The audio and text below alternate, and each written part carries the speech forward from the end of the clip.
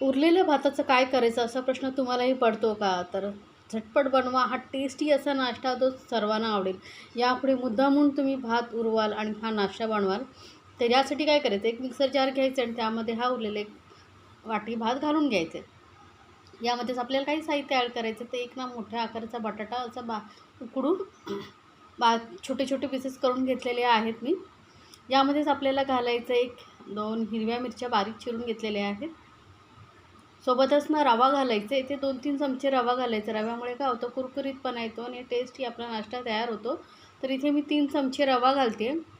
सोबतच आपण इथे घालणार आहोत दही.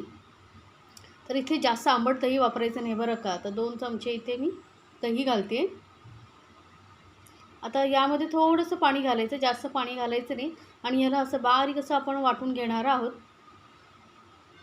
तर हे बघा मस्त असं मिक्सरमधून बारीक वाटून घेतलेलं आहे. असंच आपल्याला हवं आहे, जास्त पातळ करायचं नाही आहे, लक्षात ठेवा. आता हे एका भांड्यामध्ये आपण काढून घेऊया. आता हे सर्व काढून घेतल्यानंतर यामध्ये आपल्याला थोडंफार साहित्य अजून ॲड करायचं. ते म्हणजे मोठा एक कांदा बारीक चिरून घेतलेला आहे. आता इथे तुमच्याकडे ज्या भाज्या असतील त्या तुम्ही घालू शकता. तर इथे मी कांदा घातलेला आहे, 1 चमचा जिरं घातलं आहे, थोडंसं हळद घातलेलं आहे, थोडीशी घालायची लाल मिरची पावडर, कारण आपण हिरवी मिरचीही घातलेली आहे ना त्यामुळे, आणि चवीनुसार घालूया मीठ. सोबतच ना इथे 1-2 पिंच एवढा आपण घालणार आहोत बेकिंग सोडा. यामुळे काय होतं, नाश्ता आपला जो ना मस्त असा खुसखुशीत कुरकुरीत होतो. आता हे सर्व साहित्य छान असं मिक्स करून घ्यायचं आहे आपल्याला. बघा मस्त असं साहित्य सर्व मिक्स करून झालेलं आहे. झटपट नाश्ता होतो. आता हे आपण 5 मिनटं साईडला ठेवूया आणि याबरोबर खाण्यासाठी एक चटणी बनवूया. तर इथे मी घेतलेलं एक पाव वाटी एवढं ओलं खोबरं किसून घेतलेलं आहे. ही चटणी याबरोबर ना मस्तच लागते टेस्टी. सोबतच 2 चमचे इथे मी फुटाणा डाळ, जी चणा डाळ येते ना चिवड्यामध्ये वगैरे वापरतो, त्यामुळे चटणी खरंच खूप टेस्टी होते आणि दाटसरही होते. 2 हिरव्या मिरच्या घेतलेल्या आहेत, तोडून घालायच्या आहेत.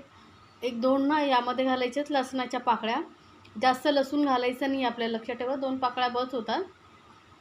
सोबतच थोडंसं घालूया जिरं आणि चवीनुसार आपल्याला मीठ घालायचं आहे आणि कोथिंबीर घालायची खूप सारी. यामध्ये पाणी घालूया थोडंसं आणि एकदम बारीक वाटायचं आहे, एकदम बारीक वाटायचं. डाळीमुळे काय होतं, असं दाटसरपणा आणि टेस्टी चटणी आपली तयार होते, की तुम्ही कुठल्याही स्नॅक्सबरोबर खाऊ शकता. इडली डोसाबरोबर ही चटणी खूप टेस्टी लागते. तर ही चटणी आपली झालेली आहे तयार. बॅटरही आपलं छान रेस्ट झालेलं आहे. तर आता काय करायचं आहे, पॅनवरती थोडंसं तेल लावायचं आहे. जास्त तेलही आपल्याला लागत नाही. थोडंसं 1 चमचा तेल घातलेलं आहे. याला छान असं पॅनवरती पसरवून घ्यायचं आहे. तुम्ही तव्यावरतीही बनवू शकता. आणि जे आपण मिश्रण बनवलं होतं उरलेल्या राईसचं, त्यातलं 1 मोठा चमचा असं भरून घ्यायचं आहे आणि पॅनवरतीच ह्याला ना हलक्या हाताने असं पसरवून घ्यायचं आहे. जास्त पातळ करायचं नाही आपल्याला, डोश्यासारखं वगैरे दाटसरच असं ठेवायचं आहे. थालीपीठ वगैरे आपण कसं बनवतो तसं आपण याला दाटसर बनवणार आहोत. बघा थोडंसं जाडसरच आहे. हलक्या हाताने याला पसरवून घेतलेलं आहे. आता याला कवर करून छान खरपूस आपल्याला दोन्ही साईडने भाजून घ्यायचं आहे. तर गॅस कमीच ठेवायचा आहे. मंदपेक्षा थोडीशी मोठी ठेवायची आणि छान असं खरपूस रंग येईपर्यंत आपण भाजून घ्यायचं. तर एका साईडने छान असं भाजलं गेल्यानंतर दुसऱ्या साईडने आपण आता याला भाजून घेऊया.